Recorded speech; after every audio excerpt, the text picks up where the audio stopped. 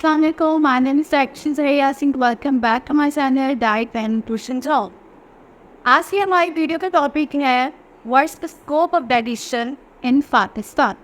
पाकिस्तान पे एक dietitian select करने के बाद आपका क्या स्कोप है, क्या करियर अपॉर्चुनिटीज़ हैं, क्या जॉब्स हैं जो आप कर सकते हैं, तो सब कुछ इस वीडियो में आपको डिटेल एक्सप्लेन करके बताऊँ।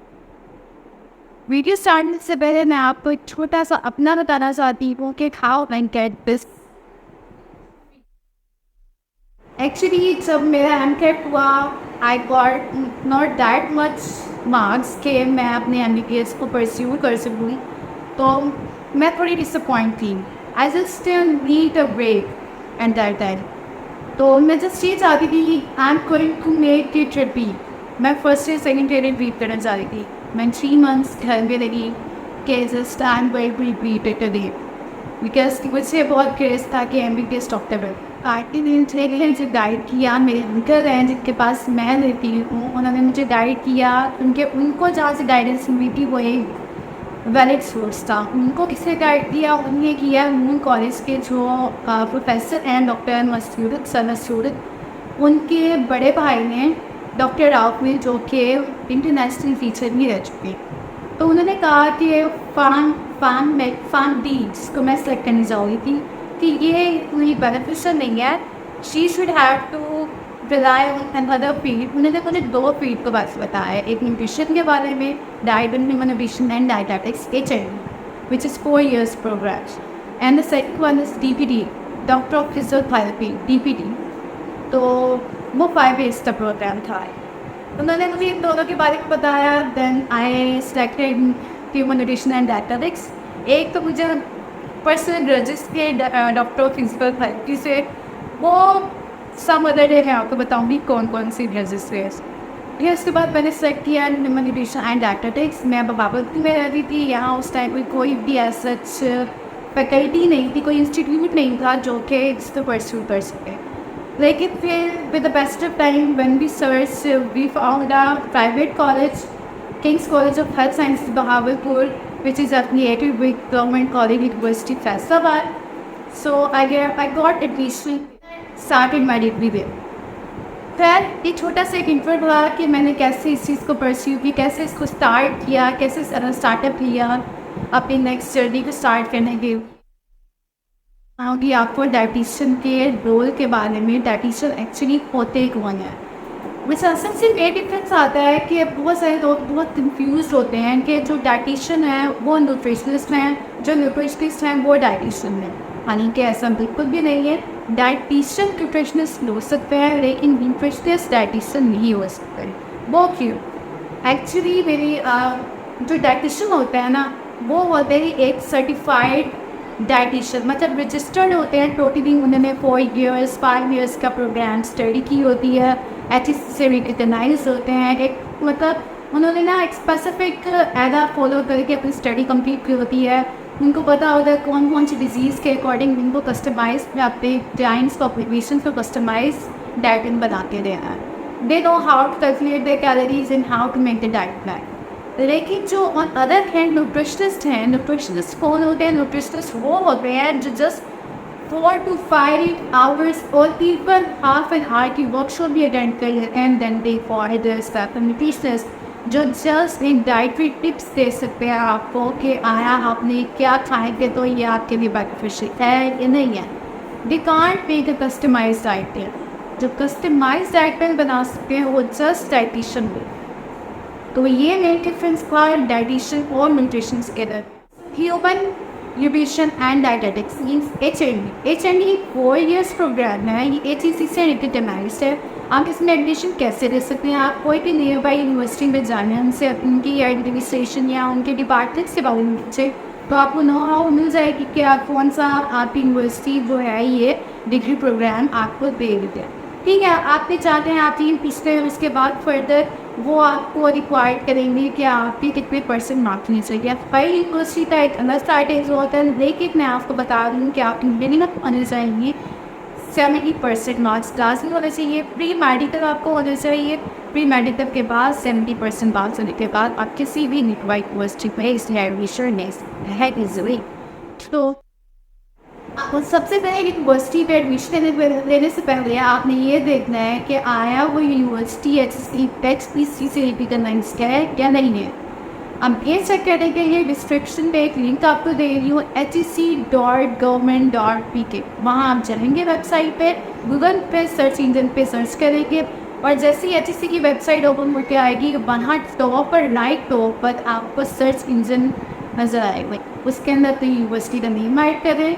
जब वो यूनिवर्सिटी उसके अंदर एडअप होगी वो खुद ही आपको बता देगा कि इट इज़ रिकगनाइज्ड और नॉट।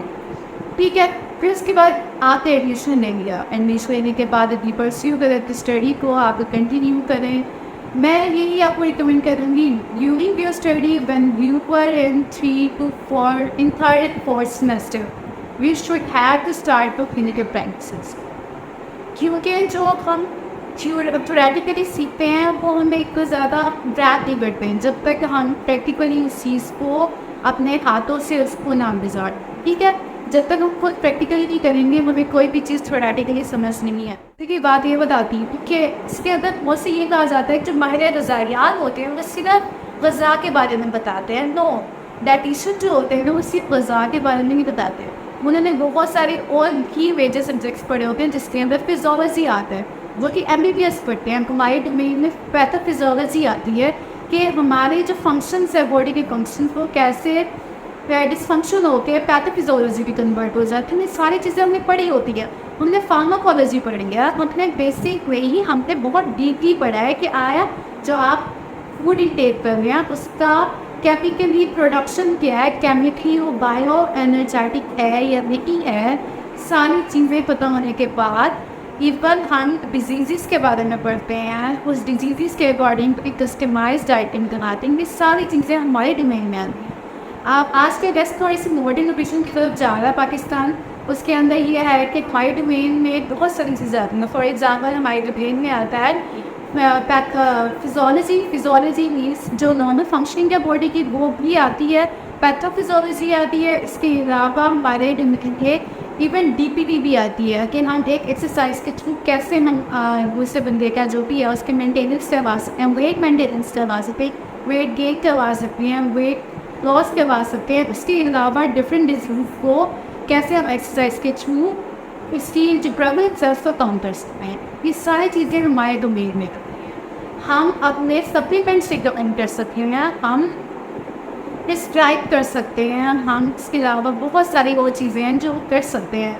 हम जस्ट सिर्फ ग़िज़ा के बारे में नहीं बताते, हम हर डोमेन पे साथ है किसी स्टडीज़ को कंटिन्यू रखें, साथ साथ अपने ग्रेड्स के ऊपर ज़्यादा से ज़्यादा तवज्जो दीजिएगा।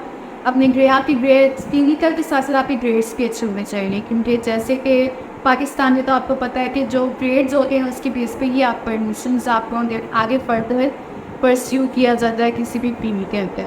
तो उसके बाद जैसे ही आप अपने ही कंप्लीट करें, आप अपने इंटर्नशिप करें डिफरेंट हॉस्पिटल से, रिकगनाइज्ड हॉस्पिटल से कीजिएगा। For example I have did my internship from south Punjab hospital Multan and sir इसके अलावा फातमे में वही हॉस्पिटल राफोल की करवा रहा है, अमीर लतीफ़ हॉस्पिटल राफोल, बाकी डिफरेंट हॉस्पिटल्स हैं उसको आपकी डिस्क्रिप्शन में लिंक आपको प्रोवाइड कर दूँगी। डिस्क्रिप्शन में उसको आप बता दूँगी तो हॉस्पिटल्स एंड जस्ट करवा internship. Now come back to the topic. अब टॉपिक ये था कि डाइटिशियन का स्कोप क्या है पाकिस्तान में। सबसे पहले तो डाइटिशियन के लिए हमें सबसे पहले तो मैं उन स्टूडेंट्स को कहना चाहती हूँ जो कि MD कैड करना चाहते हैं, जो करियर काउंसिल के लिए ये वीडियो देते हैं, तो उनको जस्ट ये बताना चाहती हूँ कि फ़ायदा खा हूँ MCAT नहीं हुआ, it's okay, you should have to move on. आपको चाहिए कि आप आगे बढ़े हैं, आपको अपनी 4th फील्ड सेलेक्ट करनी चाहिए। ये अलाइड हेल्थ साइंसेज में आती है, तो मैं ये नहीं कहती कि आप specify just human nutrition and dietetics को करें। आप और भी फील्ड्स हैं जैसे कि MLT है, रेडियोथेरेपी वाली साइड आ जाती है, इसके अलावा हमारे पास DPT है, DPT की साइड पे आप जा सकते हैं। It's up to you. मैं ये स्पेसिफाई जस्ट आप ह्यूमन न्यूट्रिशन एंड डायटेटिक्स के बारे में बताने की बात मतलब जिसमें आपको उसके बारे में ही गए। आप आ जाए कि जब आपने डाइटिशियन कर ली है, पढ़ ली है, आपने ह्यूमन न्यूट्रिशन एंड डायटेटिक्स आपकी ट्रेंड हो गई है, तो आपको कौन कौन सी जॉब मिल सकती है, कितनी सैलरी हो सकती है, ये सारी चीज़ें तो आपको ये बताऊँगी, इंसान जो है ना, कोई भी स्कोप 7 फील्ड के नहीं आता। इंसान खुद चाहे तो उस फील्ड का स्कोप बन सकता है। वो अपने प्रोफेशन को प्रोफेशनली डील करेगा तो उसका स्टैंडर्ड मिलेगा। आए आप घर बैठे आपके क्या कुछ कोई भी जॉब ऑफर हो जाए, आप वहाँ चले जाएँ, आपको स्कोप मिल जाए, हम स्कोप के पीछे भागेंगे तो स्कोप मिलेगा। हम स्कोप खुद प्रोड्यूस करते हैं, वी आर द प्रोडक्टिव्स। हम खुद जब तक नहीं बाहर निकलेंगे, अपने हाथ पाँव नहीं मारेंगे, तो हम कैसे कह रहे हैं कि इस फील्ड का स्कोप है। वैसे यार आज का पाकिस्तान में बहुत एंड है। सेंट्रल पंजाब पे इतना नहीं है, साउथ पंजाब पे इतना नहीं है जितना कि सेंट्रल पंजाब में है। अपर पंजाब में बहुत ज़्यादा इसका स्कोप है। तो मैं आपको ये रिकमेंड करूँगी आप फर्दर वहाँ जाएँ, या वहाँ जाके अपना क्लिनिकल सेटअप ओपन करें, तो इंशाल्लाह you will get basic salary आपको तो लास्ट की देगी वहाँ से एक अच्छी सैलरी। इसके अलावा और आपको ऐसा एक्स्ट्रा किसी भी यूनिवर्सिटी में अपॉइंट कर दिया जाता है, क्या गवर्नमेंट बेस पे भी प्राइवेट बेस पे भी, ये आपके ऊपर डिपेंड करता है कि आपकी स्किल्स क्या है। आपको एजुकेशन प्रोवाइड करनी पड़ती है स्टूडेंट्स को डिफरेंट यूनिवर्सिटीज़ में, डिफरेंट कॉलेजेस में। एट द एंड आपको ये भी रिकमेंड करूँगी, इस best opportunity for of you जो कि एम टी कैट के डिप्रेशन से बाहर निकलें। ये डॉक्टर वाइट बोर्ड आपको इसमें भी मिल जाएगा, आपको स्टेथोस्कोप यहाँ भी पहनने को मिल जाएगा, no issue.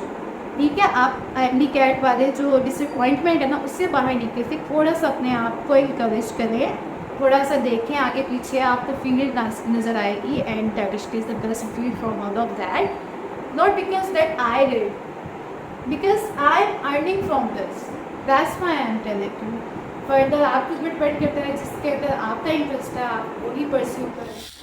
Thank you so much for watching. Don't forget to like, share and subscribe my channel and share to your friends and fellows, and stay tuned for the next one. Thank you and Allah Hafiz.